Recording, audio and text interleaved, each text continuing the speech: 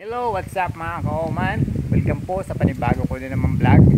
Sa video pong ito ay papakita ko sa inyo ang pagsubaybay ko sa isang nightjar o tagkaro.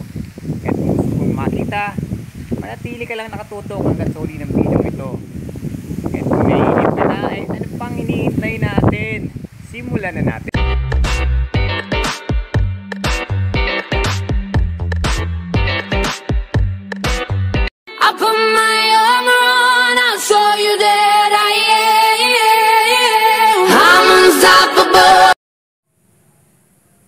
Meron akong nakita dito sa rooftop na itlog ng ibon. Hindi ko alam kung anong klaseng itlog to at kung anong klaseng ibon ang may itlog nito. Kaya ang gagawin natin, susubaybay natin siya hanggat sa mapisa. Ayan guys, nilagyan ko siya ng shade. Kasi mainit ang panahon ngayon, nasa rooftop siya. Pwede siyang maluto sa sobrang init. Kaya ayan, nilagyan ko ng payong. Sana balikan pa siya nung may-ari ng itlog, yung nanay, para limliman. Kaya ang gagawin natin, susubaybay natin siya hanggat sa mapisa para malaman natin kung anong klaseng ibon siya. Ayan guys, ipapakita ko sa inyo yung itlog.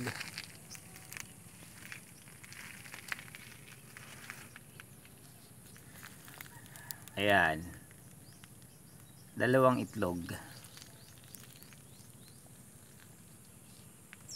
Susubaybay natin siya hanggat sa mapisa. Dito ko ulit sa taas. Pang-limang araw ko na itong pag-oobserba dito sa itlog. Medyo umuulan nga ngayon. Hanggang ngayon hindi ko pa nakikita yung nanay nung ibon. Kaya nga nag-aalala ako na baka hindi na siya balikan. Ayan guys.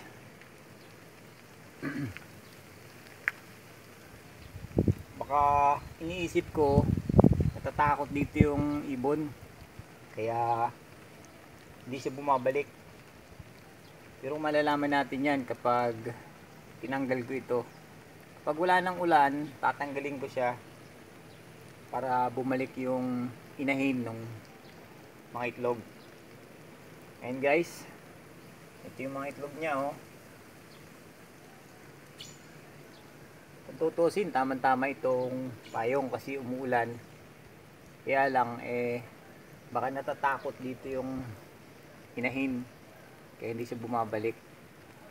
Kaya sa mga susunod na araw, tatanggalin natin to para maobserbahan natin kung baka nga dahil dito hindi siya bumabalik. Ayan guys, nandito ko ulit ngayon sa taas. Bibisitahin natin ulit ngayon yung itlog ng ibon. Ngayon napag-alaman ko, kaya hindi ko pala siya makita sa tuwing bibisitahin ko kasi aktibo lang siya sa gabi. Kasi siya yung kung tawagin nightjar o tagkaro. Kabilang siya sa mga nocturnal bird. Kaya naman pala hindi ko siya makita sa araw. Kaya minsan pupuntahan natin siya kapag gabi para makita natin. Ngayon pampitong araw ko na itong bisita sa itlog. Kaya lang hindi pa tayo dapat mawalan ng pag-asa kasi 21 days daw bago mapisa ang mga itlog. Kaya naman may 14 days pa tayo. Ito po yung itlog. Ayan,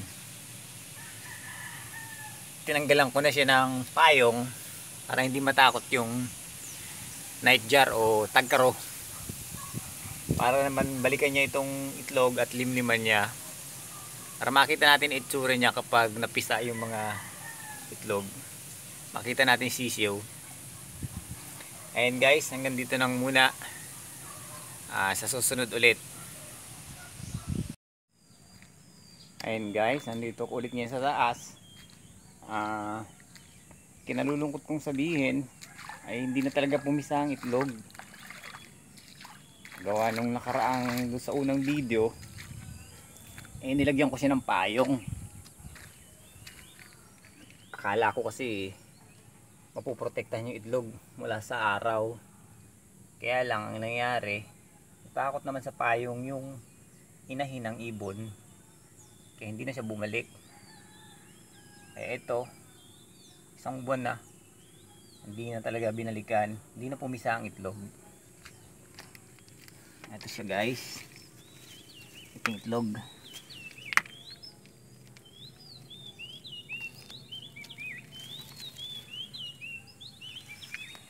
Ito na yung itlog. Ayan, hindi na talaga siya pumisa.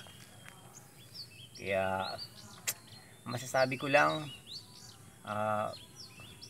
huwag natin pakialaman sana yung mga ibon sa natural nilang tirahan.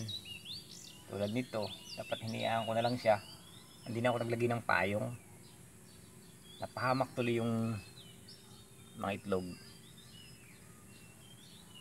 Dapat hinahayaan na lang natin sila sa mga natural nilang habitat. So yun guys, naalaman nyo na sobrang ilap ng mga ibon, hindi dapat sila pinakikialaman. Nakakalungkot isipin pero ganun talaga, dapat wag natin silang pakikialaman. Maraming salamat sa panonood. See you on my next video. Peace out.